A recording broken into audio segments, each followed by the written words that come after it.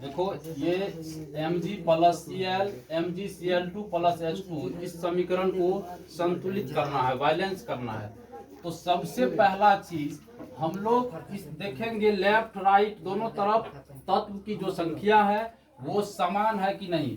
जब दोनों तरफ तत्व की संख्या समान रहता है तो वो समीकरण संतुलित होता है। लेकिन इसमें हम लोग पहले चेक करते हैं Mg, उसके बाद H है हाइड्रोजन, उसके बाद क्लोरीन Cl है। तो इस चीज को हम लोग दोनों तरफ देखेंगे तो बायां तरफ में Mg एक है, हाइड्रोजन एक है और क्लोरीन भी एक है। दायां तरफ फिर हम लोग आते हैं यहाँ पर मैग्नीशियम 1 क्लोरीन 2 हाइड्रोजन 2। तो ये दोनों तरफ जो है ना परमाणु अधितत्व की जो संख्या है वो समान नहीं है, इसलिए यह समीकरण जो है ना ये असंतुलित है।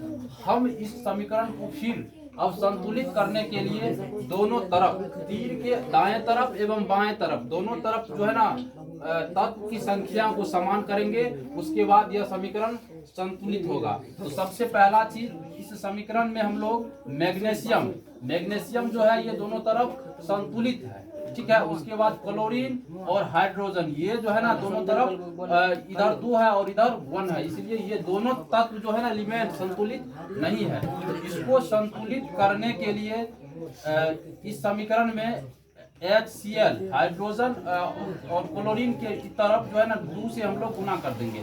जब 2 से गुना करते हैं तब जाके यह संतुलित होगा। इसके बाद पुनः हम लोग फिर इस चीज को चेक करते हैं कि ये तत्व जो है ना ये समीकरण ये इक्वेशन सही है या फिर गलत है। तो जांचने पर हम लोग पाते हैं बायां पक्ष और दायां पक्ष दोनों तरफ मैग्नीशियम हाइड्रोजन और क्लोरीन, इस चीज को हम लोग देखते हैं। तो मैग्नीशियम इस तरफ पहले से एक था, ये ऑलरेडी पहले से संतुलित था, अभी जो है ना ये ऑलरेडी ये संतुलित है। उसके बाद हम लोग हाइड्रोजन पर देखते हैं, हाइड्रोजन यहाँ पर 2 और यहाँ पर भी 2 है, तो दोनों तरफ 2 हो गया, इसलिए यह भी संतुलित है। अब हम लोग क्लोरीन पर आते हैं, क्लोरीन भी यहाँ पर 2 और यहाँ पर 2, तो ये भी संतुलित है। अतः यह समीकरण पूर्ण रूप से संतुलित है। इसी तरह समीकरण कोई भी हो, बड़ा से बड़ा हो या फिर छोटा से छोटा हो, इसी तरह तत्व की संख्या दोनों तरफ बराबर समान करके हम लोग इसको संतुलित कर सकते हैं।